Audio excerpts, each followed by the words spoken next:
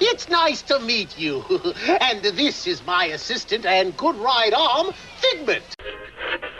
Wait till you see the new towns of tomorrow. Desert farms and floating cities, even colonies in space. Come on, baby, let's exercise.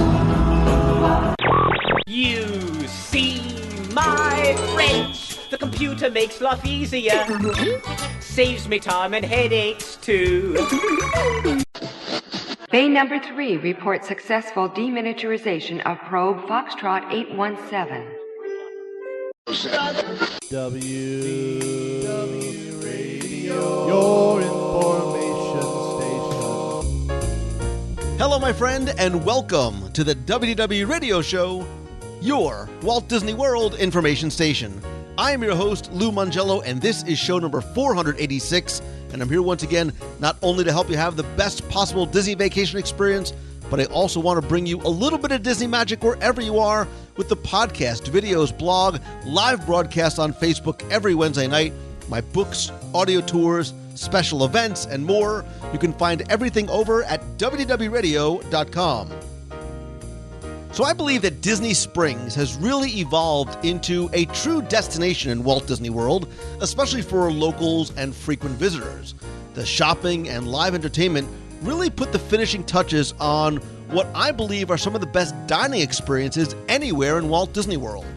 And one of my personal favorites is, and has been, Morimoto Asia.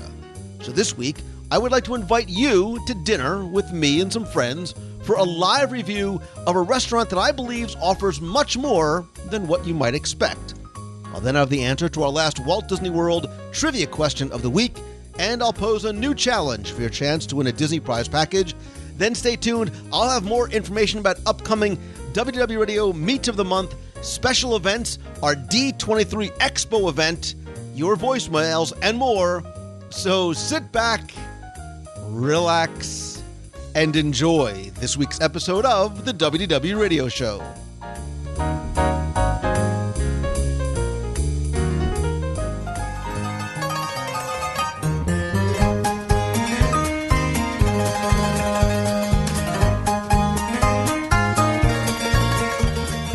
Before we start the show, I want to let you know about not one, but two new events coming up in the next couple of months that I hope you will be able to join me for.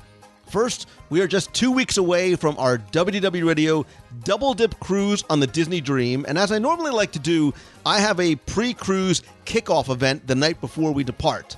But this year, I got to thinking, which is dangerous, I know, but I also want to invite you, whether you are cruising or not, to join us, because we are all one big, happy WDW Radio family, so anyone and everyone, and yes, of course, kids too, is invited to join us.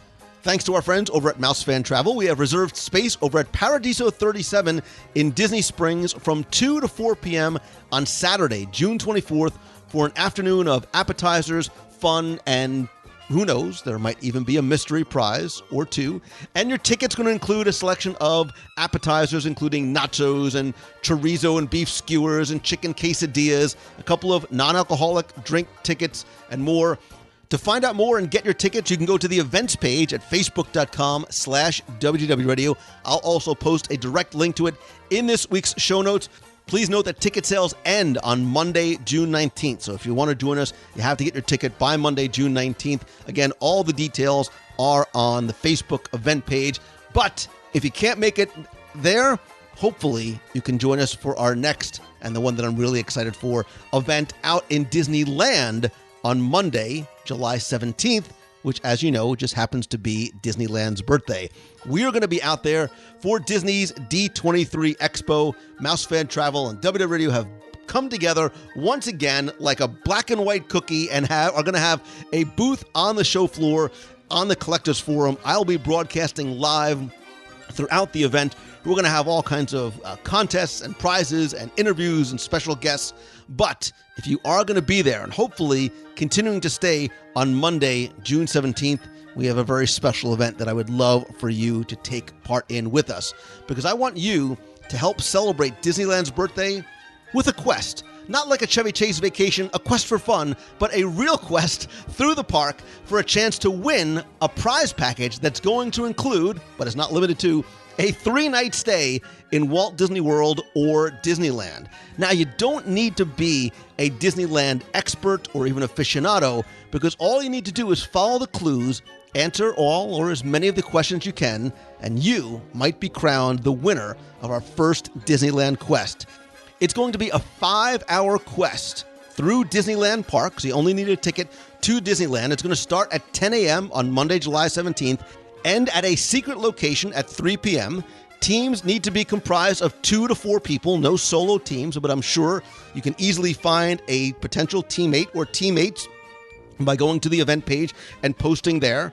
Registration is $55 per team and ends on Monday, July 3rd. Now, we're also going to kick off the event with a special breakfast at the ESPN Zone in downtown Disney at 7:30 a.m.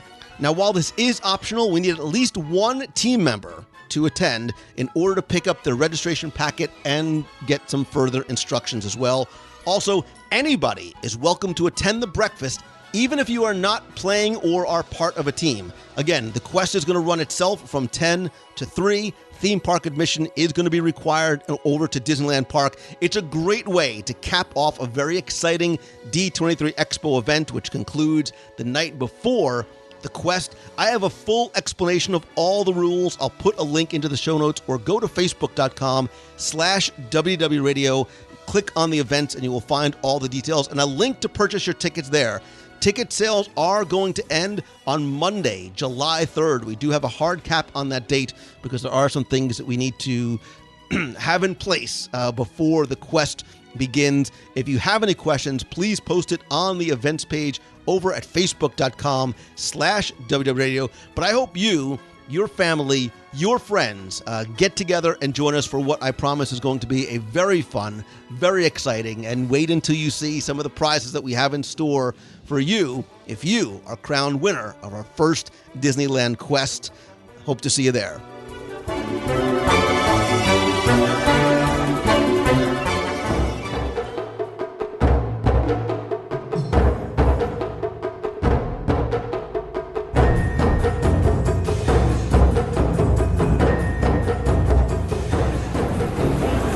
If you have listened to the show for the past 10 years or for the past 10 weeks, possibly even for the past 10 minutes, you will find that I believe that theme park attractions at Walt Disney World are what you do in between meals, because food to me is as much of the experience when you come to Disney as it is going to the parks and enjoying the rides and the shows. In fact, I think of like the opening scene from Oliver, like food, glorious food, hot lo mein and sushi, and you can tell by my hint to the type of food that I'm talking about that we are in Disney Springs, which I believe is now the 5th theme park at Walt Disney World, to do a live dining review at one of, not even my top 10, this is definitely in my top 5 restaurants at Walt Disney World, Morimoto Asia. I should have like the Frank Sinatra table in the corner because I'm here so very often. I am super excited that you, the listener, are joining me at the empty seat around the table with me, but I'm also very excited to welcome somebody new to the show. She is a food blogger, a food connoisseur, a longtime member of the WDW Radio blog family team. There are so many other ways to describe her and what she does, but she, at the end of the day, is a foodie and a Disney enthusiast. She is Kristen Furman Simmons. So welcome. Thanks, Lou. I'm so excited to be here at Morimoto Asia. This is definitely a food theme park in itself. I'm just thrilled to eat here tonight. So we ate here. We had lunch here. Yes. We had a lunch meeting here a few weeks ago. And as we were eating, I'm like, oh, we have got to come back and review this together, because you don't just enjoy and savor and photograph your food. the way I do. But this for you is really it's kind of, you made it your job. Yes, I have. I mean, absolutely. I turned my passion and my vocabulary into something that I could do as a writer, and now I actually teach food and culture too. So it's really exciting for me to share that passion and teach people not only how to taste, but enjoy food stories. I love what goes on behind the scenes in the kitchen, and I've worked also in the kitchen too. I used to work as a pastry chef, so I've been behind the line. I feel like I've put in the blood, sweat, and tears behind good food too. So it's really thrilling, and I'm happy to be at Disney, and I'm happy that they've sort of upped the ante in the past decade because it really suits a food person like me. Yeah, and we were here last time. You have an affinity and a love for Asian cuisine, much that I do, and I was like, oh yeah, that's it. So we were planning on coming here together, just you and I, a cozy little table in the corner, and ordering together, and then I stopped and I thought for a second, which, as you know, is dangerous. I said, if we bring more people, we can order more food. I love this plan. This is a great plan. It's one of those things. And here's the thing. Everybody here has a story about their food and what they like and how they taste it. And I think that's the richest part, right? That's why we're all together. So. No, I only invited them because I want to be able to order more food without being judged by the server. So Judgment-free zone. Judgment-free zone. So back on the show once again, they are affectionately known as my family. It is Deanna, Marion, and Nicholas. So welcome. Hi.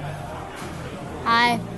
My dad's job is eating food, and I'm proud of it. Listen, guys, you can be whatever you want to be when you grow up. Just stay in school. I want to be a foodie when I grow up. Well, you were sitting next to Kristen, so this is going to be, I like this because it's going to be an educational opportunity as well. Food Critic 101. Exactly. Nice. Exactly. So we have, like I said, we have eaten here before. Kristen and I, my family and I have eaten here numerous times as well. I think this is one of the keystone restaurants here in Disney Springs, along with a few other. Boathouse, I still love you. But, I remember being here when this was Mannequin's Dance Palace. But even when we came in, we were just saying we love there's an energy, there's a vibe here that sort of, it feels like, being in New York City, like in Chelsea or something. You forget that it used to be Mannequin's, but it's a much more, it's a casual upscale type of restaurant. Yeah, and it's interesting. The first time I came here, so they're now almost 2 years into being open, so they've gotten their groove. The shakedown cruise is over. Great dishes are on the menu. And when I was first here, actually, Masahiro Morimoto was sitting at this very table where we're sitting, educating his staff, and he's a very quiet, subtle guy. And he was here for 2 months on and off, training his staff, and he actually comes back periodically. I ended up riding the bus with him to the Magic Kingdom later that night. He does not take any type of special transportation. He uses Disney transportation, and it's very common for people to see him riding the buses around town. He actually stays at the Polynesian, which is pretty interesting. But he was here, and it was one of those things where he's really hands-on with the continuing development of this restaurant. And that's one of the things I love. I have seen him here a number of times because I love the fact that, like Homecoming across the street, he is not just a name on the marquee. He is hands-on here all the time. And the first time I was here was when they did a media preview of the opening, and it was a very small group, and he was here, and I loved, they literally brought out the fresh tuna, and he was filleting the tuna right there, and they made what I think was the world's largest sushi roll. Like from where we're sitting to the front door was a giant, and I helped roll this giant sushi roll. What an honor. And forget the honor, they were walking around handing it, and nobody else was eating it.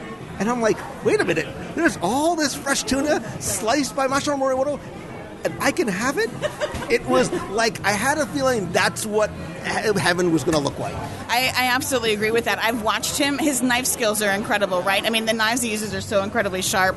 And I've watched him break down a tuna loin within, let's say, 2 minutes. And I'm like, what just happened here? It's an art form, right? It's a beautiful art form. That's his original skill set. He was trained as a sushi chef, and then something called kaisake, which is basically, you sort of evolve from sushi, hot and cold, spicy to sweet. And that's his bread and butter, so to speak. So when you watch him do that, it's like watching magic happen. It is, and you can see the amount of training that goes in to become a sushi chef. My father's appearance of Morimoto, heaven on earth. Very true, Nicholas. And so you made a good point, Kristen, because one of the things I make sure that I do is when a restaurant opens, I usually try not to review it for an extended period of time because I've been in the restaurant business before, you've got to work out the kinks. When people go into a restaurant the Saturday night that it opens and they criticize the staff and the food, you can't. It's just not fair. You've got to sort of let them go through the motions.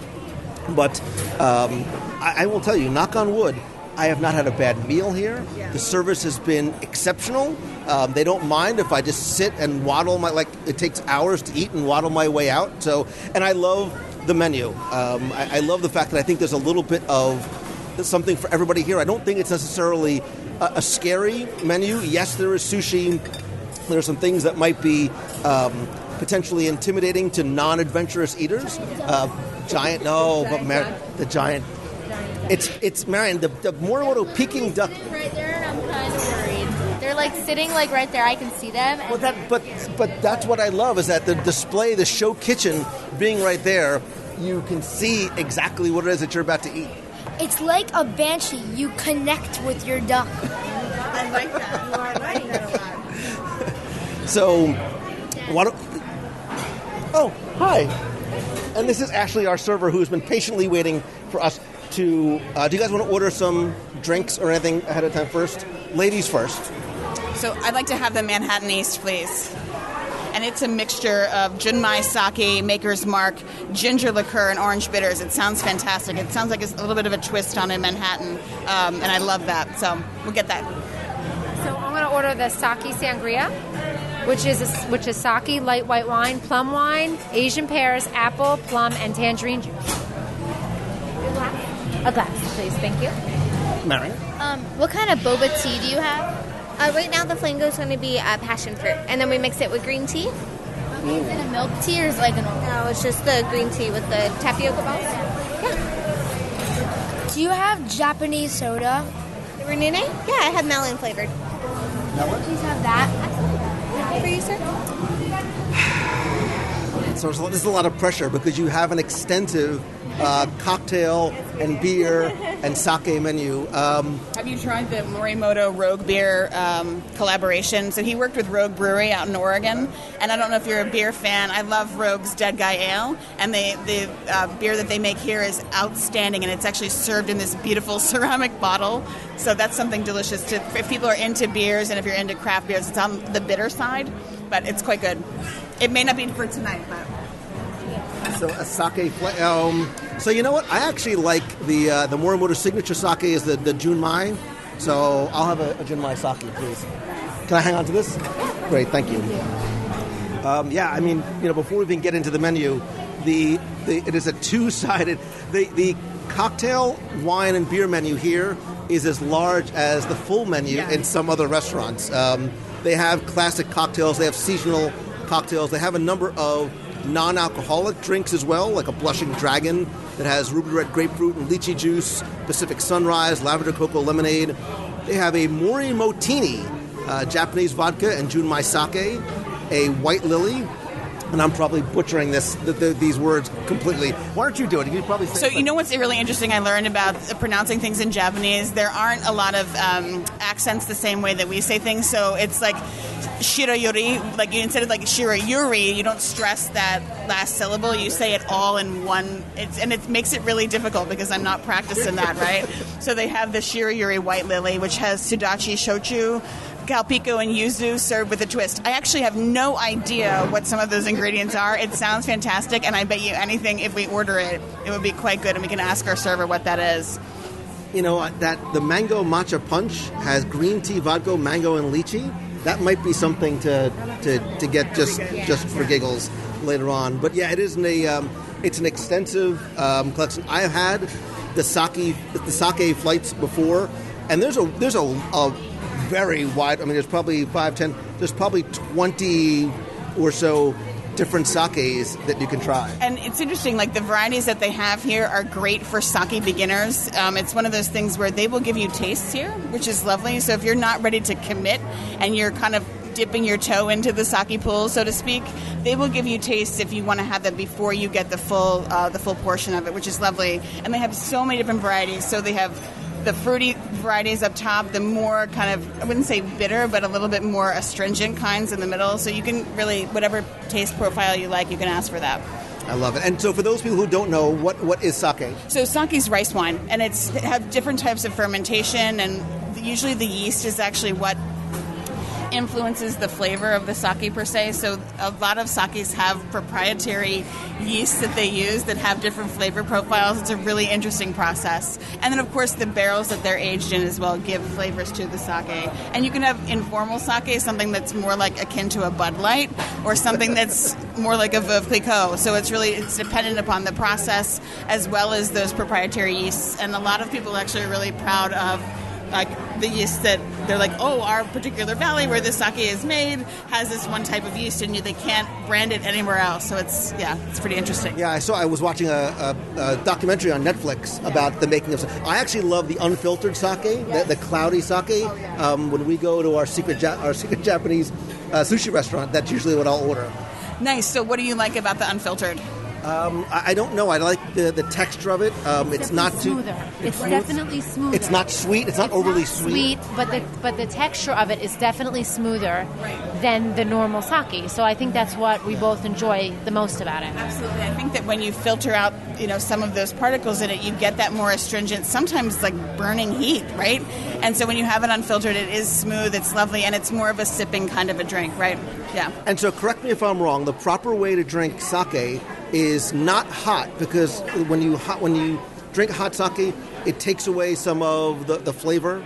Well, right. I mean, hot sake, it's like serving wine ice cold. You cover up the flavor, right? So when you can serve bad wine ice cold and everybody will drink it. If you have hot sake, now some people like that and that's fine, but you really want to be able to have the flavors of the sake come through, so you'll have it at room temperature. That's really the best way to go. All right, I think enough talk. We need to start walking the walk, and let's crack open the ginormous 2-page menu. There are sushi, small plates, dim sum, soup, salad, meat, poultry, noodles, rice, fish, and vegetables, as well as the signature spare ribs and Peking duck, which we will come back to a little bit. So you being the food expert, when you see this menu sort of go, left to right, top to bottom, however you give me your first impression. Yeah, so I look at it right now, and knowing Morimoto's history and his skill set and background, you definitely have to jump into the sushi. You have to go for it. I mean, I think that some of those dishes, these are all sort of, I would say, entry-level sushi dishes. There's something that if you're not a sushi fan, you can really try and get a good flavor for. The things that are jumping right at me, I love the eel. They have this thing called the Sushi and Sashimi Pagoda, which probably looks fantastic. It's chilled whole lobster, oysters on the half-shell, shrimp cocktail, nigiri, and sashimi. So it's nigiri if you're looking at a hand roll, sashimi, which is just the fresh cut fish in itself. And there's all kinds of small plates here. They have dim sum as well. So really, this is the side of the menu that I want to start with to get some great flavor. But when you see something like the Pagoda or the Imperial, which serves 2 to 3 people or 4 to 6, that's really more of a suggestion. I mean, I don't think they would judge me if I ordered one on my own. Absolutely not, right? So, okay. I love ramen. Like, ramen is great. You just get it, you make it, you're done. So they have ramen here that's like regular ramen, but better. So I think I'm going to get, like, the cool person ramen. It's the tonkatsu ramen. It's by Noodles and Rice. What's in it? It's rich pork broth, egg noodles, roasted pork, soy marinated egg, wood ear mushroom, and pickled ginger. So, that sounds great. It's just like fancy people ramen. Right, because the ramen here is not like the 79-cent ramen you buy in the grocery store. You break up and you cook on the stove. Even though that's good too. That's good too, in a pinch, and when you go to college. So, looking at the menu from your side, left to right, anything in the sushi roll area that jumps out at you? So, I'm not going to talk about the ribs because we're talking about sushi, but I'm not going to talk about the ribs because we're talking about sushi. But anyway, the ribs. No. Okay, we're talking about sushi. Okay, so one of my favorite things is the spider roll. So I love soft shell crab. So I am going to probably start off with the spider roll, which is tempura, soft shell crab, spicy mayo, cucumber, and asparagus. Right, and also get some ribs. Yeah, I think the spider roll too. Like, I grew up in Maryland, and soft shell blue crabs, which is what these are my absolute favorite. It's delicious. It's the crunch. It's the softness. I love the lovely flavor of the crab. I'm with you. So we're in the same camp. All right, so let's think appetizer wise. Let's think about getting some sushi, some small plates, and some dim sum. And again, for people who have heard the term dim sum, what exactly does that mean? Sure, it actually means touches the heart. So it's food that is something that you love, and it should be in a small package, and it's actually meant as a snack food. They have it here on the menu to dine with, but the term itself, a lot of people eat dim sum as an afternoon snack, and they have all kinds here. So they have the pork bao. And if anybody knows bao buns, it's that wonderfully soft, steamy, white, pillory, marshmallowy bread. And they have the steam buns, they have the cocoony pork bao with braised pork belly, lettuce, and spicy mayo, which I've had, and those go down way too easily. And they also have the chicken bao, so if you're more into teriyaki chicken, you can try it that way. So those are something that I'm definitely looking at. I'm also looking at the classic eel and avocado, which I love eel. I love eel sushi. It's something that we actually have in Maine. We are one of the largest eel fisheries in the world. The Japanese buy a tremendous amount of our eels. So I'm like, I bet you anything these eels are probably from Maine. All right, so I think we should go. Why don't we get a spider roll, an eel avocado roll? Nicholas, anything on the left side of the menu jumping out at you that you're thinking? On the appetizer side of the menu? Marion, anybody? I like dumplings a lot, so I think the dumplings look really good. So we want to get some pork dumplings. So we'll get eel avocado, spider, pork dumplings. Ladies, anything else? I think that's good. I love dim sum, so the dumplings sound really good. Anything else? Should we get anything else? The bao buns. Let's get. I think we should get Yeah, let's get the pork bao buns, because those are like meat butter in a marshmallow roll. I can't even describe it better than that. I was thinking that too. I'm like, oh, is it just me that wants to order something else? No, it's all good. Okay, so we've got our appetizers set. Do we want to start thinking about the full menu yet, or do we want to? I mean, as long as we're going to go in, we might as well go all the way in. The ribs. Go. Ribs. There's no joke. Ribs. All right. So we're going to get. So there's. Why don't we get a half rack of rib, and we'll get. Marion's going to get a ramen. Have you seen anything, Deanna, on the menu that jumps out at you specifically? So, I'm just going to get the ribs. So tell me why you like these ribs, because I feel like they're such a special dish that everybody that has them gets transformed. Why do you like them? So there's something really interesting the way they cook them. It has this almost like this crispy coating over the top of the rib, and once you bite into it, the meat literally just falls off the bone. So you don't even need to pick it up. You can use a knife and a fork because it comes right off the bone when you eat it. And the sauce that they put on it is absolutely, I'm going to say it wrong, hoisin sweet chili glaze. And it's decadent. And I'm a rib connoisseur. So I love usually any kind of ribs, and I could tell you very quickly if it's going to be succulent and tender, or if it's going to be one of the ones that you need like a chainsaw for. But the ones here, you definitely don't need that. So she just brought over our cocktails. Nicholas has his melon-flavored Ramune, which, if you've seen this maybe in the Japan Pavilion in Epcot, it's a glass bottle that has a little plunger on top that you pop the ball into it. So, Marion, what did you order? Okay, so I'm a really big fan of boba tea, or like bubble tea, which is like little tapioca pearls and like a tea, or like a milk tea, which is just tea with milk, obviously. And they have one here on the kids menu, actually, that's I think it's strawberry or passion fruit tea. It doesn't say on the menu, but it's like seasonal. No, she just told me it's like a different one. I think it's strawberry, like green tea. And these aren't regular tapioca pearls. They're kind of like the boba that you would get on like frozen yogurt, so they explode when you like chew them. It's really good. It's not too sweet, which I was worried about. It's not too sweet, and the tea is just normal, and then the boba just like explodes. It's just like flavor of fruit goodness. Yeah, that's it. That's what you guys read. All right, so ladies, have you tried your cocktails as yet? No. First of all, cheers. Welcome to our table, all of you who are listening. Cheers, Nick. Kids. Yes. So, Deanna, you will go first. And you, what did you order? I ordered the sake sangria. Oh, it's delicious. It's very refreshing. Not too sweet at all, which I actually enjoy. And you do taste the hint of sake, which is very subtle. It's lovely. I would say the same with this. I mean, it's not sake forward, but it definitely, I can taste the bourbon and then the sake next, and then a little bit of the ginger. It's beautifully layered. It's a very light cocktail, perfectly, wonderful for a day like this where it's hot outside. So if you are a fan of a Manhattan and sort of associated as a winter drink, you can drink this drink all year round if you drink it this way. It's fantastic. So I ordered the Morimoto signature sake, which is a Junmai sake, which is it's very clean, it's very light, it has a really nice finish to it, very, very easy to drink.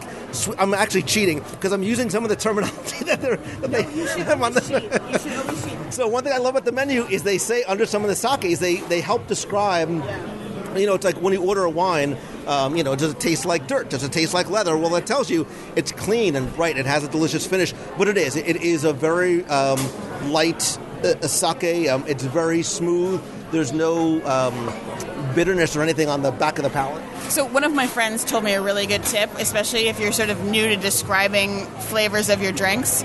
Always lead with fruit and spice. And you can't go wrong. It's one of those things where if those are the notes that hit you first, and you'll always sound confident if you lead with fruit and spice, right? And it makes you feel good. You're like, this taste, I can taste the ginger, I can taste the orange. And that's a lovely way to get into your drink. I mean, of course, there are trained sake professionals that can tell you all of the different tasting notes like tobacco, leather, biscuit, all of these things, right? Which is not, unfortunately, I don't have that kind of repertoire yet, but it's a great way for anybody who's into describing their drinks to go with those two things first, because then that makes you feel good and you can sound professional as well as drink well. It has a playful hint of citrus with a light, smooth, like a light spiced finish. I don't even know what I'm saying, but it's delicious. And I am not really I'm not really a much drinker, but this is really nice. Whether you come here or just have some appetizers, or if you're coming here for a full meal. Hi.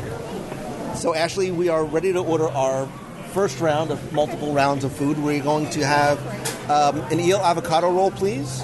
White or brown rice? White or brown rice, any preference? White rice, please. Atta girl. There you go. A spider roll. What did we say? We're going to get pork dumplings and which do you want? Let's get the kokuni pork bao. Kokuni pork bao? Is that enough? Yeah, so we got the eel roll, we got the spider roll, the pork dumplings. Oh, yeah, and the kokuni pork bao. That's perfect. And some edamame, please. If it happens to fall onto the tray, so be it. And we'll start with that. Great, thank you. I actually saw edamame being served at Animal Kingdom, and I loved that. I saw it, kids walking around with edamame as a snack, and it was a wonderful thing that I saw as an alternative. I love to see fresh fruit in the parks, but edamame made me very happy as kids were walking around because it's so easy to eat and it's incredibly healthy. And we love, as a family, we all love edamame. And actually, we have those dried edamame snacks at home, too. Well, I think the interesting thing, too, now is in most of the restaurants and in most of the parks, all of the healthy options that they do have. So on the up and coming and with everything changing. The Thule Canteen is a great example. So people are so much more health conscious these days, especially for their kids. And, a lot of people are eating organic. But the fresh fruit options, in Magic Kingdom, I always love the pickle option. You go to that little place in the middle and you can order one of those delicious, yummy pickles. And it's such a wonderful thing to see kids, just as you said, with the edamame and fresh fruit. They have those pineapple sticks in Animal Kingdom, which are so refreshing in the afternoon, especially on a hot day. So I think the options, and Disney has done a wonderful job with the options for healthy eating for adults as well as children. Oh, absolutely. And if pineapple just happens to be covered in dark chocolate, so be it. Right. I may have seen pineapple covered in chocolate and caramel today in the Germany pavilion, but it's all good. We were reflecting on that fact where coming to Disney in the 70s, right, where fresh fruit was fruit cup at the time, right? That's what we all ate. And how much over the past 40 years that I've been coming to the parks that's changed, and where my kids feel like they have that option where, again, that pineapple skewer is going to refresh you so much more and keep that energy up, which is what you need to be able to sustain yourself. All right, so let's quickly just go through the menu. And I want to just touch back on, so for people to know, again, I'll post photos of the menu in the show notes, but when I said that you can come in here and get a number of appetizers to share, you most absolutely can do that because they do have an extensive appetizer menu.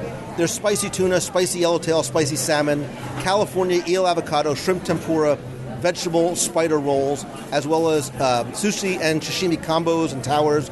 In addition to the edamame, They also have Kanekama Rangoon, which is a crab meat and cream cheese spring roll with a really nice sweet chili sauce. Key West shrimp tempura, chicken wings with a spicy garlic soy glaze, which are really nice. Tuna pizza, and yes, I've eaten 92% of these.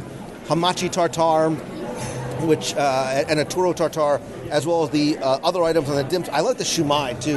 I thought about it.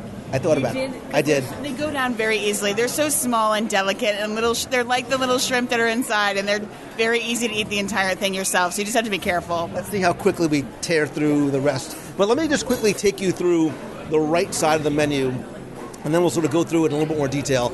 They have a number of different soups. They have a miso soup and a hot and sour soup. Under the meat and poultry, there's an orange chicken, which I don't know if anybody's planning on ordering. I've had it before.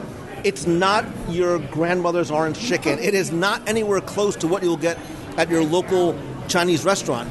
It's a tempura chicken with Chinese broccoli, wok toss with a sweet Florida orange sauce. Nicholas, you and I have had this before, right? We came here, and here's a tip too. If you don't want to sit outside or can't get a seat upstairs or can't get a reservation, you could sit in the bar, in the lounge area, and order off the full menu, which is what Nicholas and I did. The orange chicken, it's not like other orange chicken where it's not really chicken that tastes like orange. It's more like a sweet, kind of like teriyaki kind of feel. But it's you can actually taste the orange flavor in the orange chicken. And it was really light, too. It's such a light fry on the outside. It's not a very heavy meal at all. It's like the ribs. The fry is perfect, and then the chicken finish it off. Yeah, right. We're talking about the ribs and the orange chicken. Two things that you think that you get. Forgive me for like you go to the mall and you can get orange chicken and ribs. It is not like that at all. Right. My daughter, who's 11, actually ordered the orange chicken the first time she was here, and I asked her. I said, "Honey, can I have a bite of that?" And I ended up eating half of her dish. It's light, it's crispy. The orange sauce has a little bit of the orange peel in it, and it's incredibly addictive. It was beautifully executed. I mean, we were talking about the way that they fry things here. It's so quickly done at a high temperature that you get that lovely crisp shell on the outside of things. It's outstanding.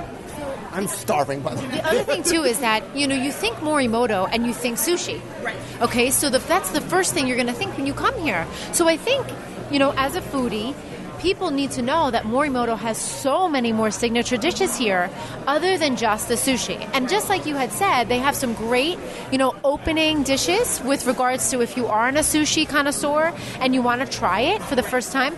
But some of his signature dishes here are absolutely magnificent. For example, the Kung Pao chicken, Mongolian filet mignon, barbecue. So LA barbecue kalbi, which is marinated and grilled boneless short ribs, house kimchi, and gochujang sauce. I probably butchered that. No, you're good. All right. Japanese A5 Wagyu beef.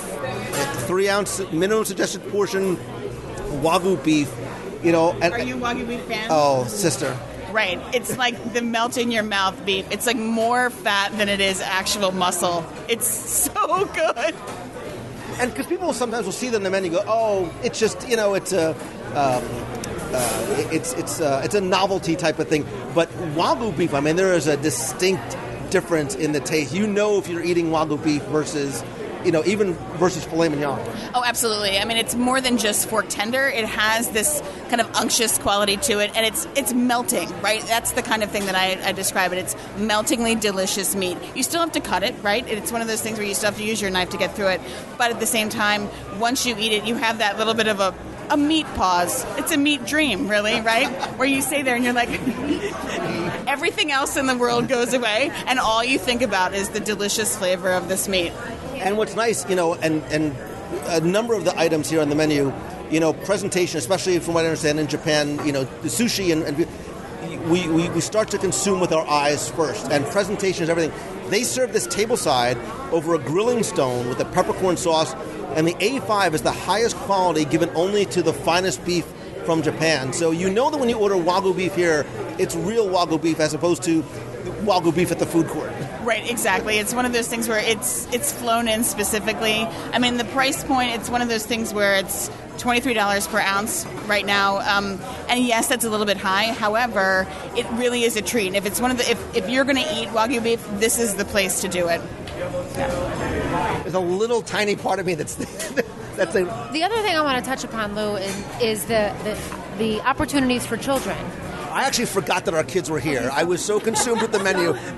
So the things that they have on the choices of entrees for the kids is a Morimoto macaroni and cheese. Okay, so it sounds delicious. Yellow and white cheddar with a panko crust. I mean, lovely. I'm going to say this wrong. Carrange drumettes, authentic Japanese-style juicy fried chicken. Okay. Lo mein, butter tossed Cantonese noodles, steamed vegetables, and it's called Bow Wow. Beef hot dogs, which I think it's one of those the bao bun, right? It is. It's too much. It's one of those things where I actually saw bao buns at my grocery store after seeing this hot dog, and I was like, kids, we're going to grill hot dogs and have bao buns with it. It was perfect. I was like, it's going to be just like Morimoto. Yeah. And this, again, goes back to the opportunities for children, other than just the macaroni and cheese and a hamburger or chicken fingers. And, once you expose your children to something different, 9 times out of 10, if you expose them enough to different things, they're going to enjoy them.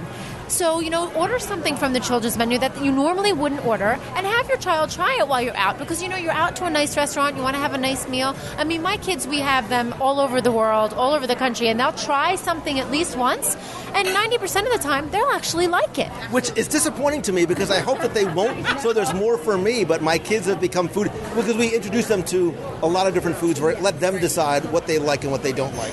You can hear that in the way that your kids describe food and engage with it. I love that your philosophy, because it's one of those things where if they don't have a chance to try, they're never going to know that they like it. I mean, it's the same thing with us.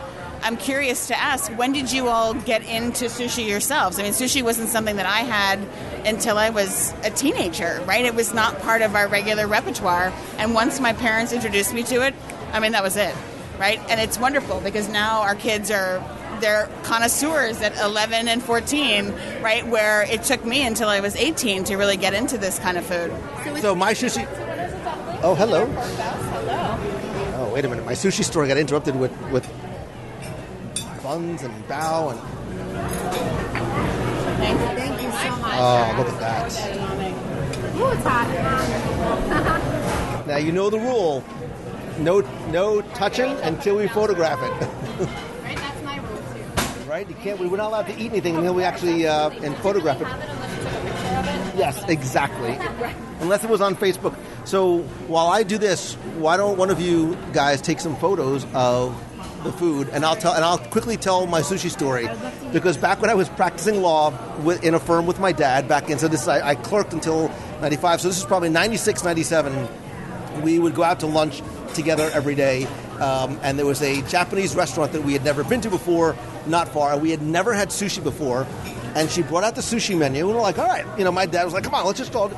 So we're like, he's like, oh, let's try a thing of tuna. I'm like, yeah, I'll get one too. He's like, let's try the shrimp. Yeah, I'll get one of those too. And we didn't know that when he ordered a roll, it came out in like pieces of 8 or pieces of whatever.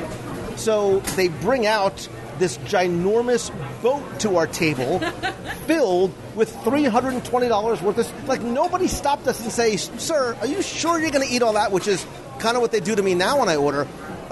So we didn't finish everything, but we got a chance to try it all. And, we're sort of adventurous. My dad liked the giant clam, and he liked he liked some of the other things that maybe were not, for me, but... like octopus? Are you an octopus? No, like when I was a kid, octopus was one of those things where I looked at it, I saw the tentacle on the top of the ball of rice. I was like, no way. Now that I'm 40 plus years old, I love it. Right? Do you eat uni? I love it. And it was one of those things that uni for a long time I was like, ooh, it tastes like soap. But as my taste matured, as we say, I now love it, and I think it's a great flavor. But it was one of those things I watched my parents order it, and I was like, I'm never going to eat that. And yet here I am. So, Chris, let me just tell you, at this table, you go shy, you go hungry, because look at these vultures. Don't wait for any, just dig right in. So when I first tried calamari, I didn't know it was actually squid. So I'm like, oh, this is good, this is great. Oh, what's this little tentacle thing? Whatever, it tastes great. And then I eat it, and my dad's like, oh, I'm so happy that you like squid. I'm like, oh, this is squid? Okay, I'll just keep eating it. And it was like, I'm really happy that I didn't know what it was. Then I probably wouldn't have tried it. And now, I love calamari because I'm Italian. So, yeah. Nicholas, how's your dumpling? really, really good. It's nice and like the beef or whatever magical meat, mystery meat is inside is a nice tender, and like the dough on the outside is like a nice soft dough, and it like melts in your mouth. It's so good. So far, so awesome. So it was interesting. I took my oldest daughter, to a dumpling class in Boston. And I didn't realize that all of these dumplings have different names for the way that they're folded. And this one, now that I know, is standing half sun. And then there's also standing half moon. But it's beautiful the way that these dumplings are folded. And it was one of those things that I sort of took for granted. And when you're making dumplings yourself, you realize how amazing it is when these people are doing it by hand. And these dumplings here at Morimoto are made by hand, which is lovely. A lot of places buy their dumplings frozen, and these are actually, you can see the fact that they're pleated and crafted by someone personally, which is lovely to see. And Nicholas was absolutely right. It does melt in your mouth. So back to the sushi story. Believe it or not, the first time I ever had sushi was with my husband. Oh, nice. And so he said, "Do you like sushi?" And I said, I don't really think I even told him that I didn't ever have it. Oh. So we went out for sushi, and he ordered a whole bunch of stuff, and I just ate it all. And again, to my disappointment, I was hoping she wouldn't have liked it, but so I feel like this was a very good date test, right? I mean, it's one of those things that divides the wheat from the chaff. Right. It was the make or break deal, you know? I mean, I don't think I even told him I never had it. I think he just said, "We're going for sushi," and I just kind of showed up. So those dumplings, you know what I like about it? Sometimes you get dumplings and they're very doughy. Right. And they're sort of very mushy. It's like having a marshmallow on the outside of the meat. Right, and these are actually more like, the best way to describe it is like a dough skin, right? It should be sliced very thin. When they make the dough, they actually make a long cylinder, and they use one of these unbelievably intimidating, sharp Japanese knives to slice off a tiny skin to the dough, and then they put in about a teaspoon of that pork mixture inside. What was cool about this, too, and you could taste it, they warm the pork up when they're mixing it raw so that the fat gets released from it. And what happens with that fat, it ends up acting like glue. So you get that tighter meatball flavor when you bite into it. It's not like falling apart everywhere. It has a really great structure. So it's lovely. You can tell they're handmade. And you know what I love about your descriptions? Not only are they well thought out and incredibly descriptive and intelligent, but they're long, so it gave me time to eat my kakuni pork. Oh my God. Again, isn't that so good? Okay, so I kind of got it, and it looked like there was like a cake wrapped around my meat, and I'm like, oh, that's great. Oh, sorry, a bao bun. And I tried it. It's like having like a piece of that rib that's like really, really good, in like this like sweet like bread dough roll taco thing, and it's really good. I agree. Well, because you know what you love about it? It's that fatty pork belly, right? Like you said, Chris, like the fat is where all the flavor really comes from. Butter. It's meat butter.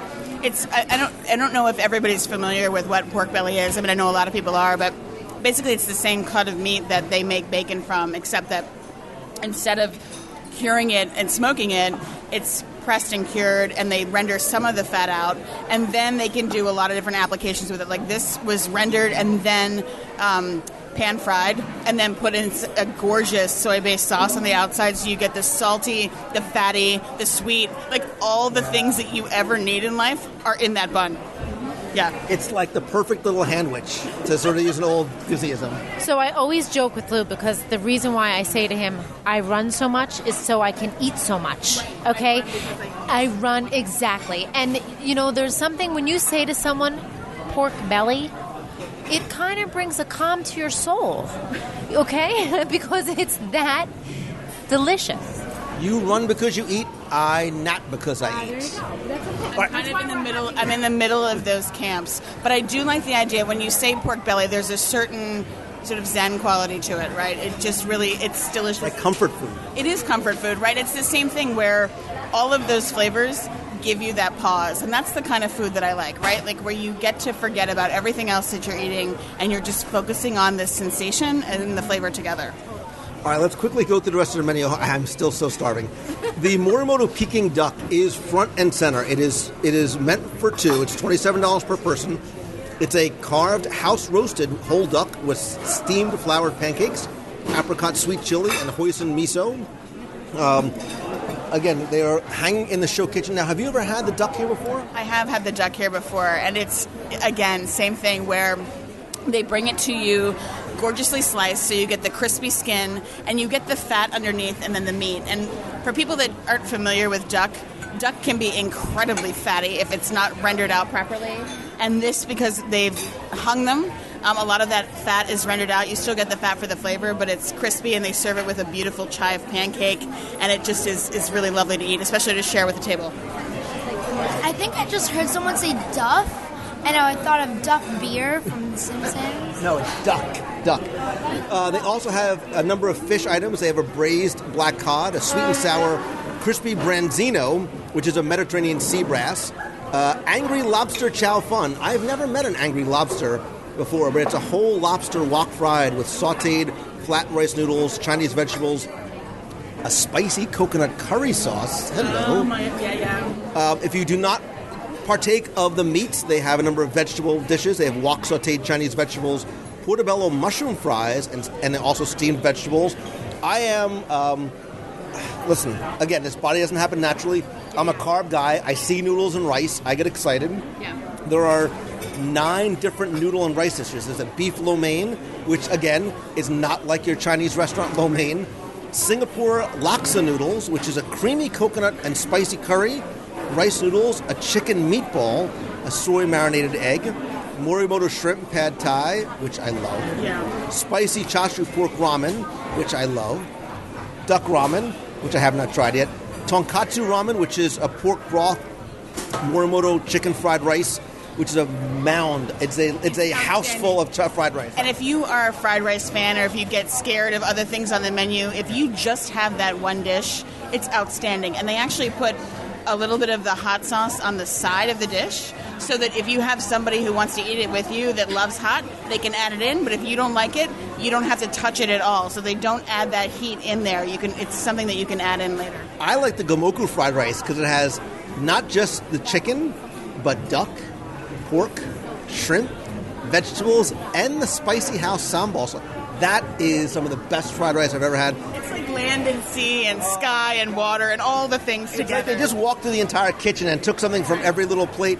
And there's also Morimoto Boribap, which is a Korean-style yellowtail rice bowl served in a hot clay pot, finished with egg yolk, prepared tableside. I've had that before, where they actually have the yellowtail on top, and then they cook it against the side of this steaming hot clay pot. Yeah, and boribap is a riff on bibimbap, which is the Korean dish just for mixed rice. So typically it has meat with it, and I think that the intention was, because he's so fish and sushi focused here, that they put the buri on top of it here as a little bit of his own personal take on bibimbap. And if you're a fan of, it's the same thing, if you're a fan of fried rice and mixed rice in any form, and then you like a little bit of the sushi, this is definitely the dish for you. All right, so I think we need to get a number of things and share. So Morimoto spare ribs, it's a given, right? And salad. What else did you, when you look at this menu, excites you? And everything is a perfectly acceptable answer. I think we definitely need to try the boribap. I think we need to go for that, because I think the Korean flavors are absolutely delicious, and then the fish too is delightful. And I think we need to get the gomoku fried rice, because we've talked so much about it. What are you thinking, ladies? Anything? So I'm thinking. We know the ribs. I got right. So you can pass me. And Marion had already. Marion, have you? I'm getting the ramen, because if it has ramen in it, you know that I'm going to get it. Sweet. We're going to get a couple of extra chopsticks, but we probably have to get some. What's Nicholas want? Nicholas wants a ramen too. Is he getting a different one? I hope he has to, because that's the rules of the game. So maybe we should. Oh man. So there's a part of me that almost wants to get orange chicken to tell people about the orange. But then do we get something different that we haven't had before? You'd rather have a signature dish that is extraordinary and delicious than, so I think we definitely need some orange chicken. I agree, and it's one of those dishes that maybe everybody orders orange chicken at home when they get their takeout. This is not your local orange chicken. This is something that sort of elevates the dish above and beyond. I think we should get it because I think it's also... I keep coming back to the idea that a lot of this food is comfort food, and it is. So let's give it a whirl. There's a little teeny tiny part of me that wants to order another noodle dish. I won't, just because I know we won't finish it and I can have it tonight at midnight, but I won't do that. All right, so we know what we're going to get. You guys devoured. I was talking so much. You guys ate all my... You ate all the buns and... So did you. Okay, so I think for our entrees, we have to obviously have the half rack of ribs because Morimoto. The orange chicken, please. And it does come with the Chinese broccoli. If you want to do a steamed rice instead, I can substitute that. Nope, broccoli is good. Okay. A boribap. Okay. And the kids both want... They both want the... Tonkatsu? No, the ramen. This one. Right, the tonkatsu ramen? Right. Tonkatsu ramen. Nicholas, you want the tonkatsu ramen, correct? And so does your sister? Awesome. Oh, and look at Nicholas taking one for the team and getting the duck ramen. That a boy. Good for you. And as if on cue, the sushi comes out. Again, presentation's beautiful. It warms the cockles of my heart. So, ladies first, please dig in. We have the eel on one side and the spicy roll. And the key with the eel is that there's that sweet sauce that really adds such a... And, people hear eel, and I think they say, oh, I would never try it. But it's cooked. The eel it's sort of a... it's almost like barbecued eel. It is exactly barbecued, and they put a gorgeous plum sauce on the top so that it tastes a little bit like a really lovely tuna steak, and it has a little bit of a barbecue flavor to it. And it has the skin on the back, but the skin melts in your mouth. And then the combination, typically they serve eel with avocado, and that's on purpose, so you get that barbecue flavor with the creamy avocado, and it makes a nice flavor. You didn't talk long. I just stuffed my face. So the soft shell crab is really decadent. It's not an offensive fry at all. It's a very light fry. But I also like to put a little wasabi in my soy sauce. So when you dip the delicious, decadent soft shell crab into the soy sauce very lightly, you get a little bit of the heat. You get a little bit of the heat, but the soft shell crab is cooked like to perfection. I love, and when we're looking at the presentation here, it actually has asparagus with it that mirrors the legs of the soft shell crab. And it's nice because you get the crispy crab legs, and then the rice is so incredibly soft on the outside, and you get a little bit of a crunch from the black and white sesame seeds on the outside. So it's really a multi-sensory experience when you're eating it, right? It's just a lovely moment. I totally agree with you. And you can only get soft shell crab at a certain time of year. So whenever you can get it, wherever I am and they have it on the menu, I always take advantage because it's one of my favorites. Right. Oh, great. It's just here. So our entrees just came. The kids have already dug into their ramen. Oh, and look at that beautiful, as on cue, look at that beautiful plate of ribs. We cook for 4 hours on the simmer, and then toss on the cornstarch, and then hoisin sweet chili, garnish with cilantro and chili prawns. Thank you very much. Somebody needs to take a picture of that stat before. While you do that, Marion Rose, tell me how's your monstrous bowl of ramen? Okay, so first off, the portion for this is massive. It's amazing. Plenty of ramen-y goodness. There's, from the top, there are 2 giant slices of pork, a bunch of, noodles, ramen noodles, and there's some really nice sliced ginger that's really good because it gives you that, refreshing, punch almost. And the broth isn't a traditional, clear ramen broth. It's almost kind of creamy. And it tastes really, really good. I think there's also some, shrivels of mushroom and chive in there. It's really, really nice. I love it. Looks good. All right. So I actually got the duck ramen. And the ramen is really good. The duck is, nice and tender. And it, has, this really nice flavor that's not too salty. And if you put a little bit of soy sauce in it. It like finishes it off. It's really good. Excuse me. So the instructions, you better don't finish those because I need to try some. We just had our tableside preparation and really presentation of the boribap, the Korean-style yellowtail rice bowl. Again, I like the little bit of show that comes along with it.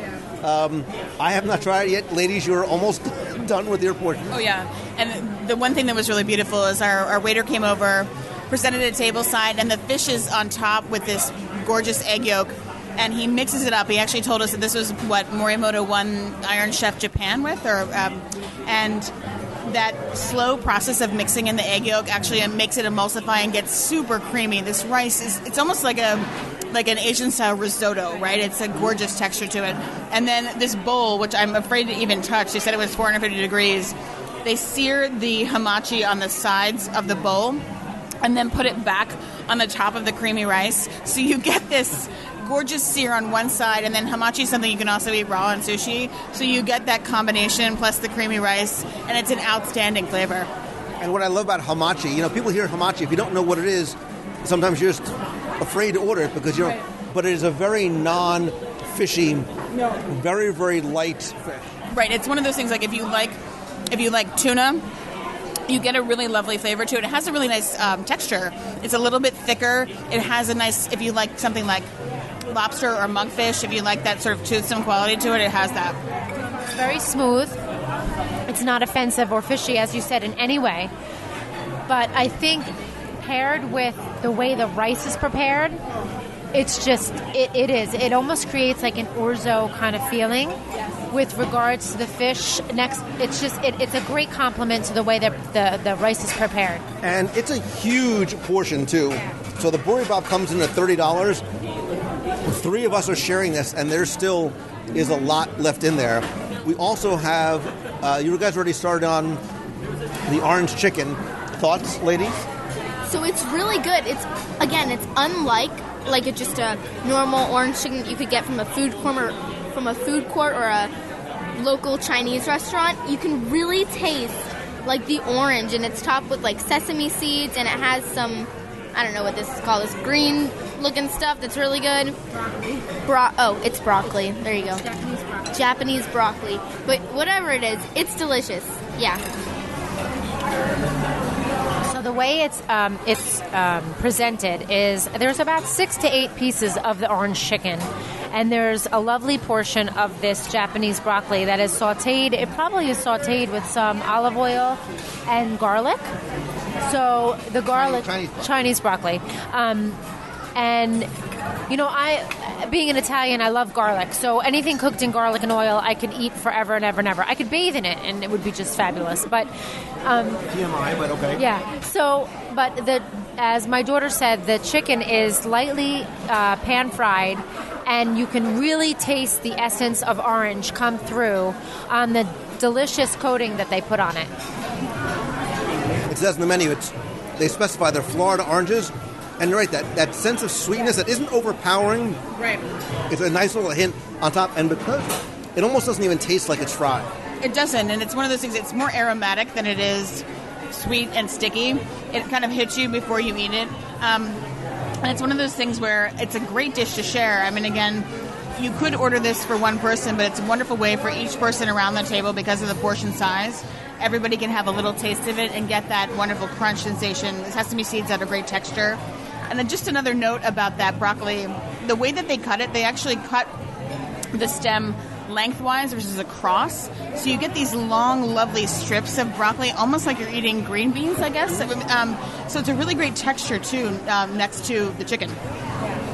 Yeah, this is nice. And I'm surprised that the ribs have sat here so long without you touching. Ladies, please, dig right in. Don't be shy. Don't even use your fork, Deanna. Just use your fingers. That's exactly the way Morimoto intended it. So what Deanna was saying earlier about these ribs, they're cooked low and slow first, and then they're deep fried a second time. So the first one sort of renders the fat out of it. The second cooking cuts that moisture, so you get this crispy skin. I'm looking at it right now, and I literally am mesmerized, right? It draws me in, and I know as soon as I eat it, it's just going to get crispy and delicious, and I'm so excited. Nicholas, what do you think? These ribs are such good ribs. They fall out right off the bone. They're nice and sweet, and the fry is like, it's not even a fry. It's like a skin. It's like a tiny layer of food. So let me ask you, are these the best ribs? Because we've had literally world-class ribs from a place in South Florida that continues to win national competitions. Are these, and although they're different, are these the best ribs you think you've ever had? By far. Yeah. Ever. Best ribs ever. And the sweet chili sauce with the crunch, and then it's not too porky, where... You say it's not too porky. Right, where sometimes you eat pork and it tastes very, let's just say farm forward, right? Like there's sometimes when you have pork, you want a little bit of that pork flavor, but this you get the flavor and then the texture and the sweet. And it's one of those things, again, they have cilantro on top, and then these little chili fronds, which look like the stamen of flowers, but they're not. It's a dried chili. It's not hot, but it just adds a gorgeous crunch and texture to it. It's really it's addictive. They're phenomenal. Like, I cannot, every time I come here, I say I'm not going to get the ribs again, but you can't get away from it because they're so good. The ribs, they're really good ribs, but they're completely different from other ribs. They're like, these ribs have a light fry rather than South Florida ribs that that don't even have a fry at all, that mostly are just pure pork and bone. So you can't really compare them. They're two completely different type of food to me. I love the way that they're cooked because they literally fall off the bone. Some people will be like, oh yeah, these ribs fall off the bone, blah, blah, blah. These literally fall off of the bone, and they're cooked perfectly. Your bone looks like something out of a cartoon, like you stuck it in your mouth and all you pulled out was a bone, because there's nothing left on it. But I will tell you, it's exactly how I remember it. There's certain restaurants you go to and they have signature dishes. This is one of his signature dishes, and this is one that it doesn't matter when you come, you have to get the ribs. And I just tried some of Marion's ramen. That's delicious. That is so, and look how much is left too, which I'm so excited about. The other thing too about the ribs, would you all order one of these for yourself? I mean, I think it's the perfect sharing dish. I don't know that I would eat this all by myself. It would be too much. But it's the ultimate social dish because everybody digs in. I'm watching everybody around this table, specifically you right now, Lou. You look like you're in absolute heaven. You're going to lick your fingers. Right? All of us have our fingers holding up. We're enjoying it. And right, I mean, the fall off the bone, we keep echoing that same sentiment. I wish we could have smell-o-vision right now, too, because, again, it's that sweet, that crispy, the fatty. I mean, it hits all the notes. It hits all the notes. And that's what, I think the crispiness, that little bit of the texture from the crisp is what separates it from getting ribs, for example, somewhere else. These ribs are very good, and, their fry, I don't even, I said this before, it's not really a fry. It's more of just, a layer of, crisp, like a seal. How do you like your ramen? How do you like your duck ramen? My duck ramen is very, very good. The duck is very tender. It's a very, nice meat. If you put a little bit of soy sauce inside the soup with, the broth, it's really, really good. And it gives it the right amount of salt. Duck can be a little gamey. Is it gamey at all? Or does it taste is it very smooth and soft? It's a little chewy, but it's still really smooth and soft. You know what? I think we need to try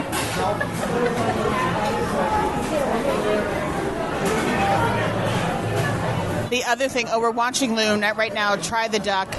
And listen, ramen is not necessarily shareable, but I'll make it sure. I just literally got up and came to the other side of the table so I can try the duck. So if it's worthy to get up to the other side of the table to try it, I think that's evidence alone that it's really good. And the ramen looks really lovely and toothsome. What was the texture of the noodle? It's just like ramen. It's just like delicious noodle heaven spaghetti ramen noodles. This ramen is basically like the ramen you get from the food store, but better.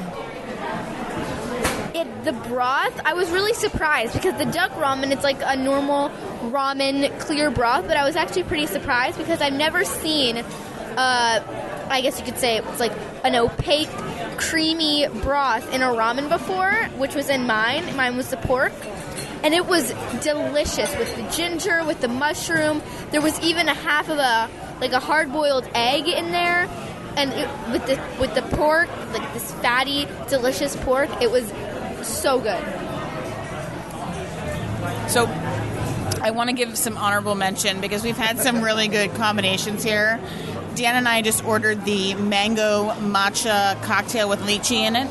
And I had that right after eating the pork rib. So you have this sweet chili sauce on the outside, and then you get that kind of pine-scented quality to mango, and then the sweet lychee nut afterwards.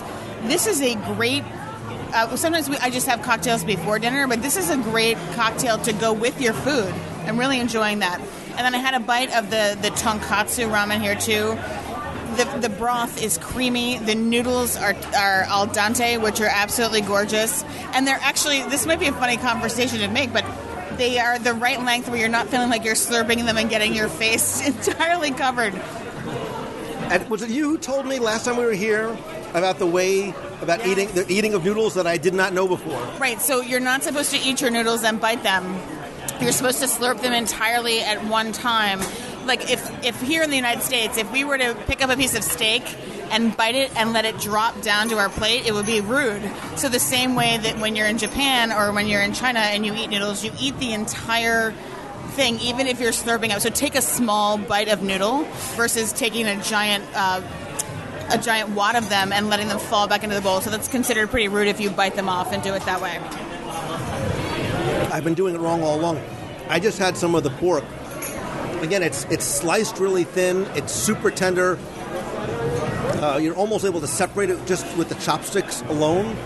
And of all the stuff that we've been eating a lot, we've been eating for a long time, nothing is very heavy. No. Like I don't feel like we ate anything that was really heavy, even with the fried on the ribs and the fry on the chicken, some of the other things. Even the spider roll, nothing seems... I don't even know if you can... I mean, I know it's deep fried, but it's almost like a seared texture more than a deep fried. Like, it's such a light fry that it's not overbearing in any way.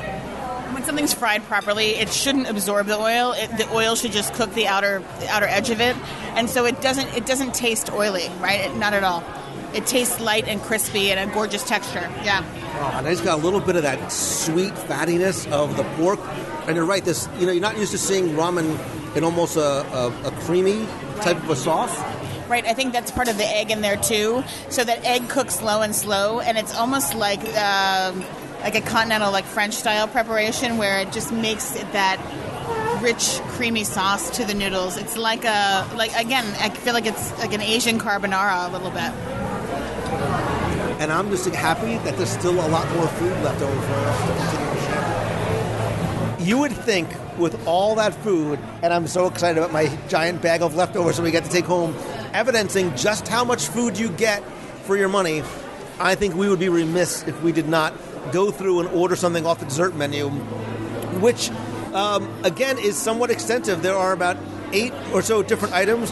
There's a churro fondue, which has house-made churros, Nutella, and whipped cream, chocolate cream and crunch, Oreo tempura, which means fried Oreo, mandarin orange jelly, dark chocolate gelato, hazelnut chocolate crunchies, mochi mochi, which is anin tofu, coconut mango soup, fruit boba, frozen mango, lemon yogurt powder, cream caramel, a melon cream soda float, and your choice of a gelato or sorbetto tria of the chef's selection of the day.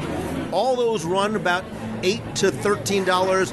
We unanimously, and by unanimous I mean me and Kristen, said we're going to get the chocolate cream and crunch, which again is presented beautifully.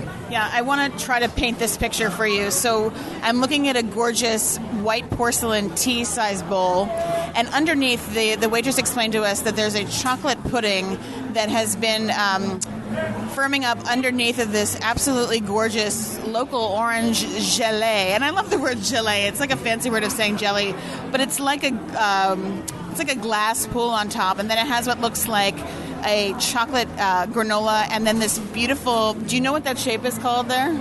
So it's called a quenelle, and it's the way that they shape the ice cream between two spoons, and they roll it multiple times, and you get this little shape called... It's a quenelle, and it just makes it look really fancy. It's a fancy way of saying scoop. It's a little chocolate egg. That's how you get the egg shape, so you kind of roll it in the... It's not melting, right? And then they have little Johnny Jump Ups here and little yuzu leaves, which are beautiful and all edible, too. I love serving flowers that you can... I'm sorry, a Johnny Jump Up? Yeah, that's the name of that flower. It's called a Johnny Jump Up. They actually have a little cucumber-y flavor. I thought that was some funny Maine name for chocolate sprinkles or something. Some call them Jimmy, some people call them sprinkles. Oh, they have Johnny Jump Ups on them. It's a flower. It is a flower. It looks a little bit like a violet, but I think it was probably named in another era, like the Victorian era, right? Is it eatable? Edible? It is eatable. It's quite lovely. It has a little bit of crunch. So I can't wait to dig in because we want to see the layers. Deanna, you should poke all the way through so we can get the chocolate. Oh, look at that. All the way down. Look at that.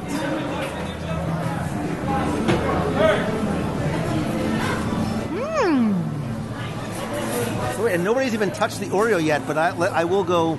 I'm not going to eat the Johnny Jumper or whatever it's called. That little crunchy topping is delicious. Oh. What is that crunchy topping? So it's a chocolate granola, but it tastes a little bit like a really smooth Milky Way. I'm getting this kind of candy bar quality to it. It's so nice. Let's pull it over closer to us. Forget about kids. Don't try this at home. I just had a bite of the flour. It's so good. I ate the whole flour. Very good. Oh. Yeah, delicious. Wait. Hold the phone. The Johnny Jump Ups is good. The crunch is like a caramelly crunch. It's not hard as a rock like what I thought. Granola. It gives way. It's almost got a Rice Krispie treat. Yes, that's what I was thinking. Wow.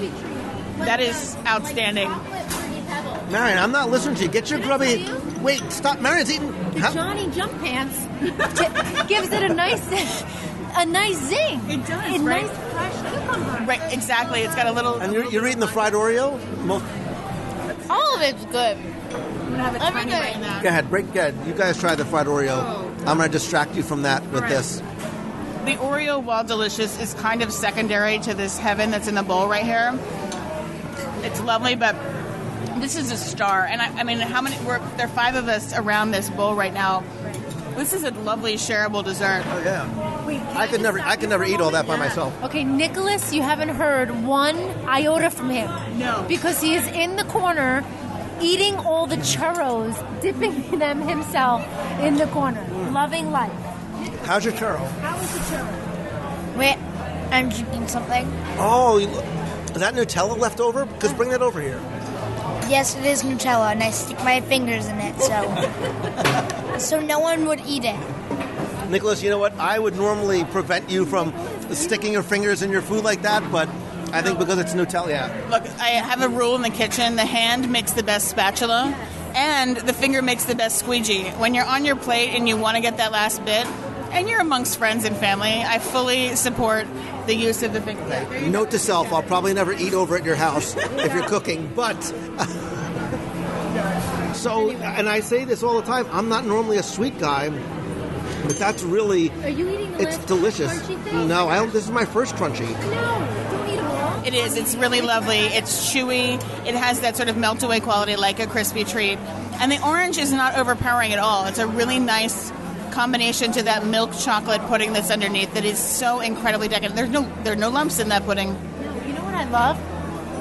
If you really think about it, every single portion of the meal that we've had, from drinks to appetizers to main courses, there is some kind of citrus hint that accents everything. And I love that fresh, fresh feeling. Right? I got it. Yeah. I think that it's something that I'd love to learn more about, where you want to bring the combination of aromatics to the food, right? Where you want to have that orange that gives you that lovely, fresh, invigorating aroma, and then you dig into the rich, gorgeous texture of the chocolate underneath.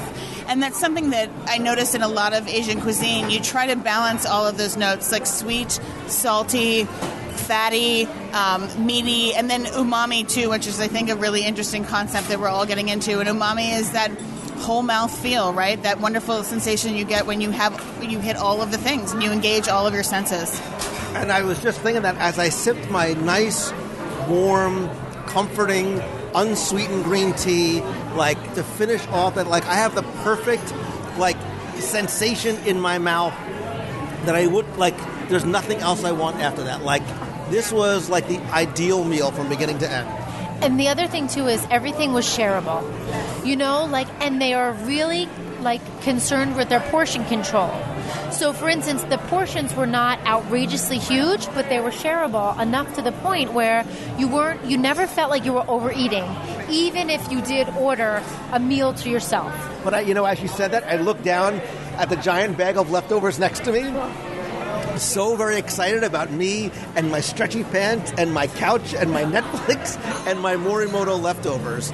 Marion, if you wanted to sum up your meal, your experience here at Morimoto, sort of wrap it up for me. It was a culinary adventure. My taste buds went through all the different textures and flavors of Asia. All right, so how does Morimoto, because we're locals, right? And we eat at Disney often. We come to Disney Springs more than we do the parks. Where does Morimoto rank for you among some of your favorite restaurants on property? Well, it's definitely one of the top, although I'm very much into comfort food. I can understand how this brings in the comfort element with the ramen and just all the different flavors and textures all go together so nicely. So it's definitely up there on my restaurant. Nicholas, tell me about wrap up your meal for me and tell me, how does Morimoto rank among the Disney Springs or Disney World restaurants for you? Among the Disney Springs, it's in the top 5. In Disney World, it's in the top 10 because it's a very nice restaurant that has sort of like a comfort feel that you feel. I don't know how to explain. You feel like it's nice and smooth. You're ready for a nap now, aren't you? Yeah, comfort. Mrs. Mongello? So I honestly think that there are comfort aspects to the meal, but I think it was more of a refreshing meal. As I said, the citrus that they add in every aspect from the drinks to the appetizers to the main courses, I think that it really adds this feeling of you're not overfilled with anything. So that's Morimoto has always been one of my favorites, so it ranks up there. Thank you very much. Kristen? So for me, this is a place where I feel comfortable bringing anybody. I could bring somebody who I'd be worried about whether they were an adventurous eater or people who have eaten around the world. I feel like everybody could get something here and be extremely happy. I love the consistency that's here too, where there's never been a miss. It's always been a hit. And again, there are foods here that I crave. I mean, those ribs are something that I'm going to go home, I'm going to think about those ribs. I'm going to dream about those ribs, and I'm going to look at pictures of those ribs on my phone and can't wait to plan my next dinner here. And that's the way that I feel about it. So, and it's been a pleasure, too, to spend time with other food lovers because we talk about it.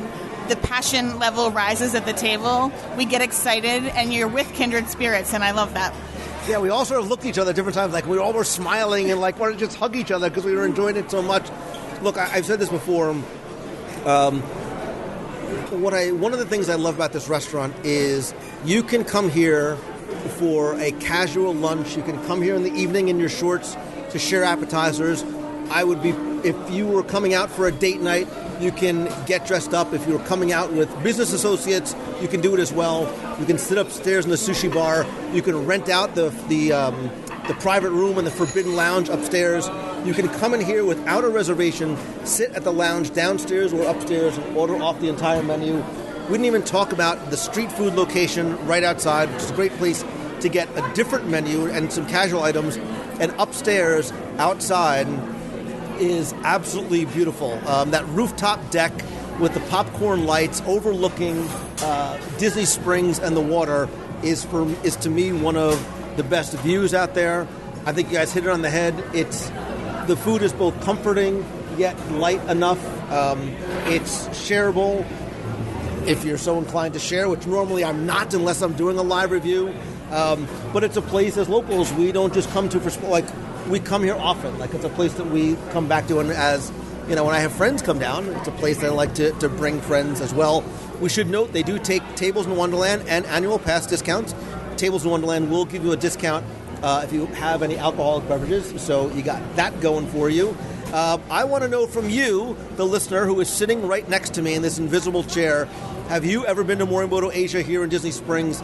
If so, what do you think? And if you haven't, please come down and give it a try. And if you don't want to come alone, I'm like 10 minutes away. Just hit me up on Messenger. Mongello family, thank you guys as always for being here. Kristen Furman Simmons, they can not only find you obviously on the WDW Radio blog where you can talk about some of the things you're right there, but where else can they find you online, on social, etc., etc.? Certainly. So if you are into food like me, you can follow me on Instagram, which is my favorite social media platform. It's at Calf Cooks. So it's letter K, letter A, letter F, COOKS. And I post a lot of my food adventures there, especially with my family and all the things that I love to eat. A lot of that has to do with Disney, but a lot of it also has to do with my travels around the country and also into Canada. And then you can find me at KristenSimmons.com, where I love food storytelling. I love to hear how people get engaged with food. I teach at the University of Southern Maine, and my classes are always online, and some of those things are available to the public too. So if you like to tell food stories, if you think that you have an interesting angle about food, I'd love to hear from you, because it's something that gets me really excited, and I'm so happy to share that with you and your family. And that's what it is about. And I'll obviously put links to all that stuff in the show notes over at WDWRadio.com. But I think you're right. It's, we are all storytellers. We gather around the fire, we gather around the table to share stories and share meals. And this is where some of our, not just our best meals, but our best memories are made. Thank you for joining me. Thank you, the listener, for joining us as well. So until next time, domo arigato. Mr. Roboto. That's right. Domo arigato. And thank you so much for this chocolate pudding. Heaven, heaven, heaven. Thank you. Good night, America. Bye. Bye. Thank you. Have a good life. Eat food. Stay hungry. Stay hungry. Oh, wait a minute. Let's start all over again. They just brought out the giant tower of seafood. Round two, my friends. Let's go. There has to be, you know what? They need to add a stretchy pants store in Disney Springs. Oh, definitely. That's like the Tower of Heaven. I want to climb that tower. The Leaning Tower of Food. It's 4 stories. I'm going to go eat with those guys. You guys going to finish that? They're going to take it down. Look at that crowd. They're young. They're like, teenage boys. They're hugging the chef. The chef came out. They're hugging the chef. They're going to make that happen. It's raw seafood of all different types, plus sashimi.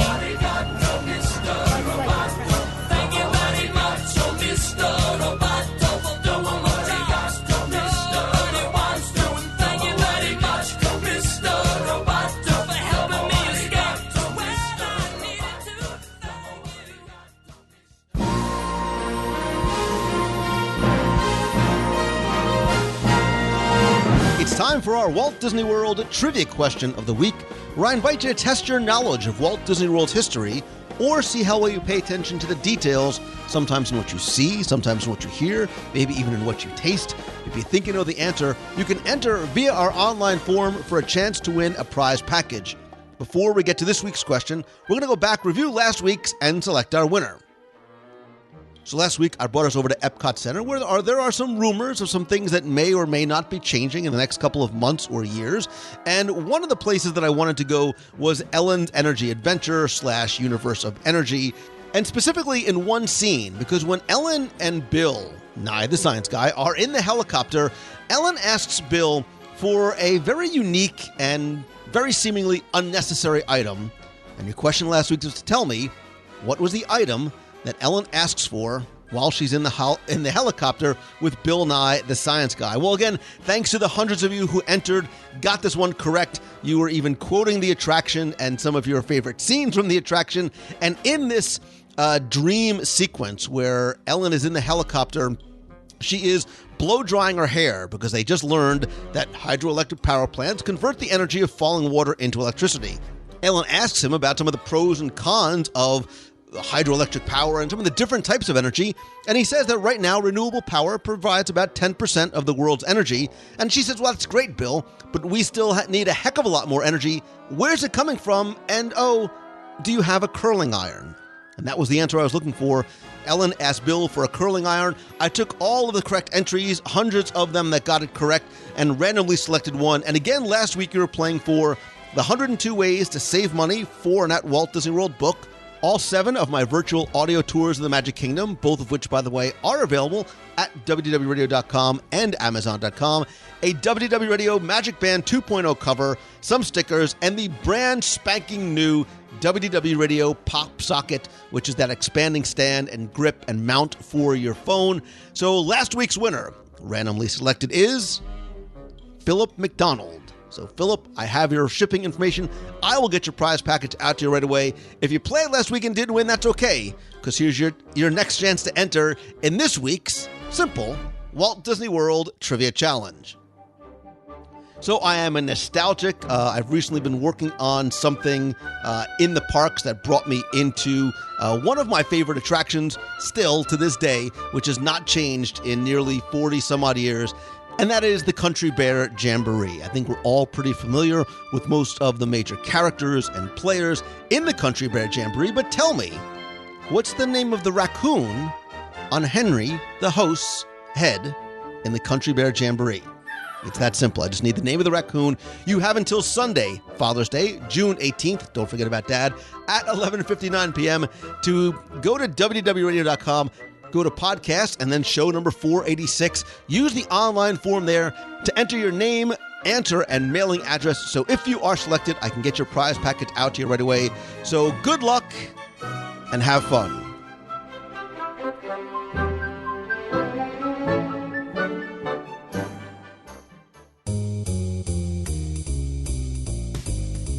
That's going to do it for this week's show. Thank you again so much for joining me at the table at Morimoto this week and every week here on the show. Please don't forget to visit WDWRadio.com. You can download my new free book, 102 Things to Do at Walt Disney World at Least Once. Listen to past episodes. Check out our blog from our amazing team of writers, including Kristen Simmons, who was on this week. New videos, the logo store, the running team, and more. Also, don't forget to like our Facebook page at facebook.com/WDWRadio. There you'll not only find unique content, but that's where I'd like you to go to continue the conversation and really be part of the community. And speaking of being part of the community and keeping these conversations going, I am at Lou Mongello on Twitter, Pinterest, Instagram, and on Facebook as well. And of course, don't forget to like the Facebook page at facebook.com/WDWRadio. If you have a question you want answered on the air, you can email me, lou@WDWRadio.com, or call the voicemail, be heard on the air at 407-900-9391. I hope to have the opportunity to meet you and thank you in person, hopefully at a Meet of the Month upcoming every month in Walt Disney World, at one of our future events like our Alaska cruise in 2018, some of our running team events. You can join the WDW Radio running team, whether you walk, run, walk, jog, or just cheer, as well as other meetups that I do on the road. As I travel to speak at conferences and schools, I'll often do meetups on the road. And maybe if I can help you by presenting at your conference, event, or school, I create very engaging and entertaining, real-world actionable strategies for entrepreneurs and businesses and executives, employees, and students alike.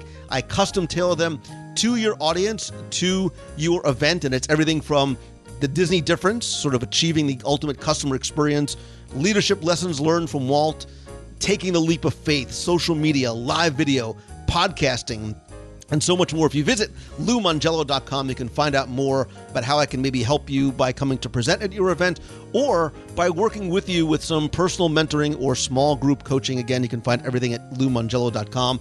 Don't forget that I am hosting a Momentum event, which is a weekend workshop, a 2-day weekend workshop in Walt Disney World, October 14th through the 17th, as well as an optional third mastermind day as well.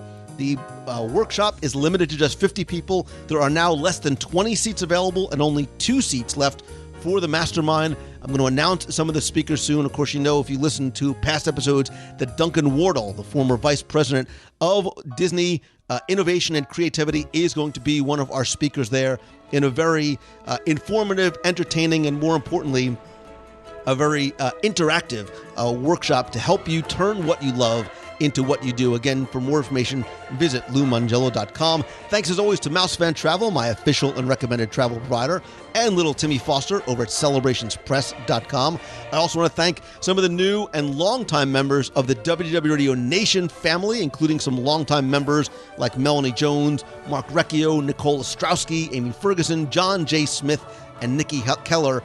And if you want to not only help the show, but also get exclusive rewards every month, including scavenger hunts, access to our private Facebook group, personalized Magic Band covers, logo gear, t-shirts, monthly care packages from Walt Disney World, exclusive live video group calls, and more, you can visit wdwradio.com/support. And as always, my friend, and you are my friend, whether we have met yet or not, all I ask is that if you like the show, please help spread the word, let others know about it. Tweet out a link to this or your favorite or a past episode. Better yet, share it on Facebook, on your profile, on your page, or if you're on a Disney group that you think might enjoy it as well. And please, if you can, take 30 seconds to rate and review the show over on iTunes. Thanks to you, we have more than 1,200 5-star reviews. We hit number 2 overall on iTunes. I want to thank some recent reviewers like D32 Willis, who says the show brings the magic to you. COG007 from the UK says, it is the perfect podcast for Disney fans.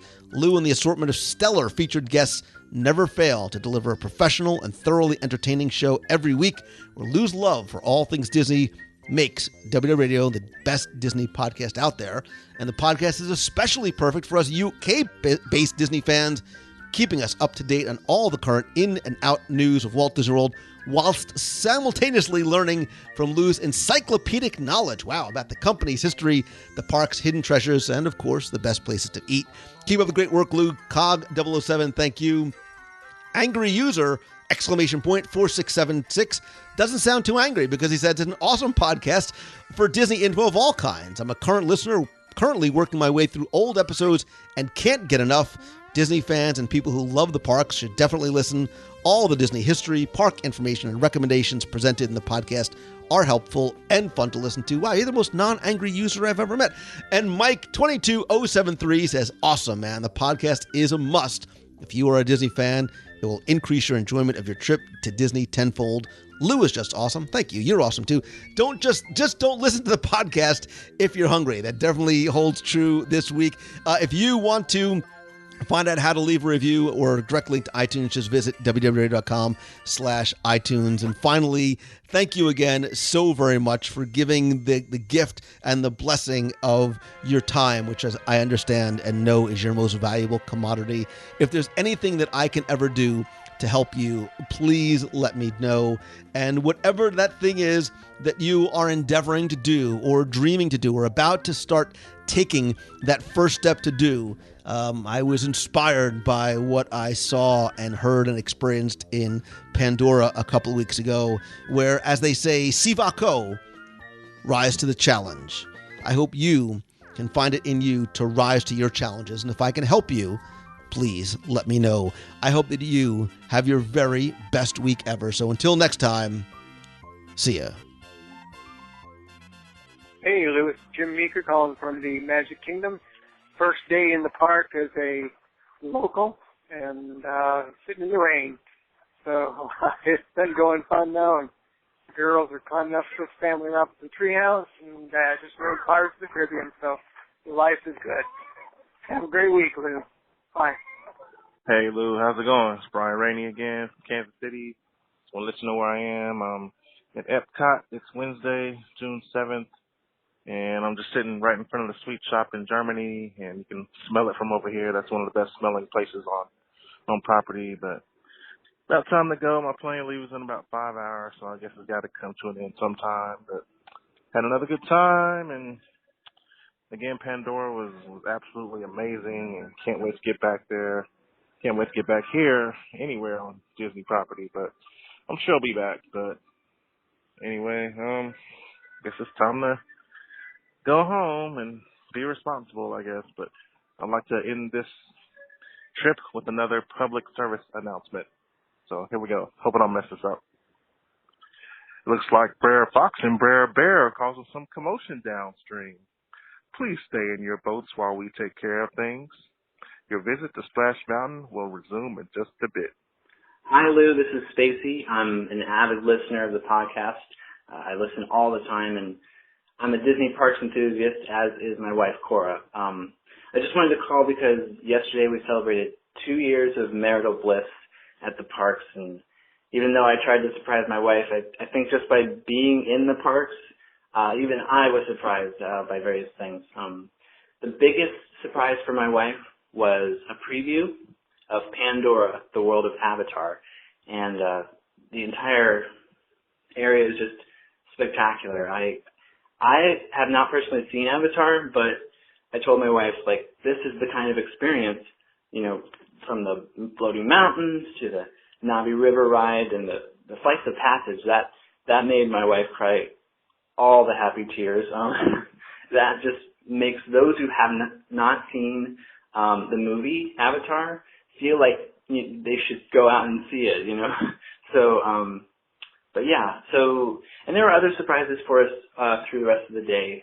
We spent it at Magic Kingdom, but simply because we were wearing our buttons, you know, the Happily Ever After buttons, we went to the last floor, and wouldn't you know it, Buddy Boyle did what I've been trying to do for the last 2 years.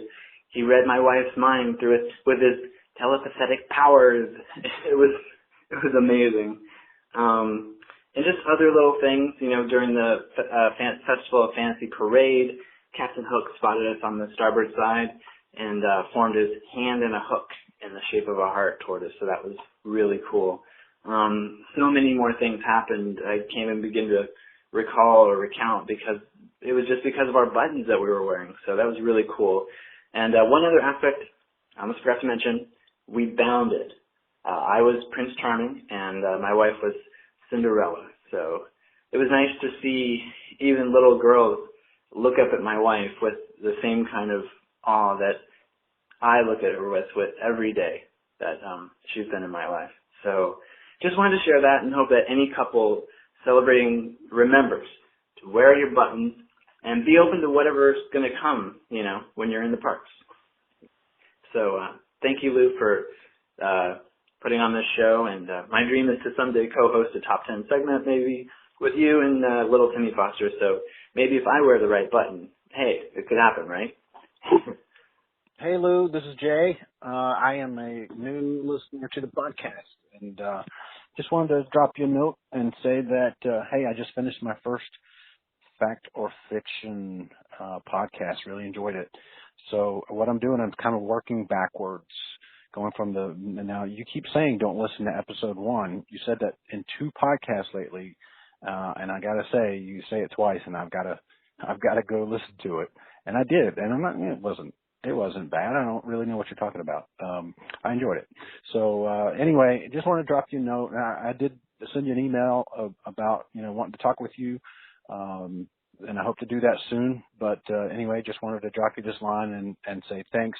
I kind of feel like finding this podcast and finding you and listening to your guests and all that, it's kind of like I'm an alien who's been like living in this world of other people, and I'm getting transmissions from my mothership now, and so anyway, that's what it's like to have found this podcast, and I feel like I've kind of I've found a group of my people, a new group of my people. Anyway, enjoying the show. Appreciate you. Hope to talk to you soon, and maybe meet you someday. All right, bye. You've got a friend in me.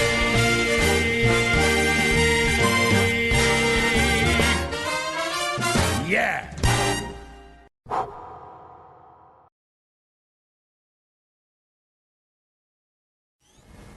Yeah, fist bump.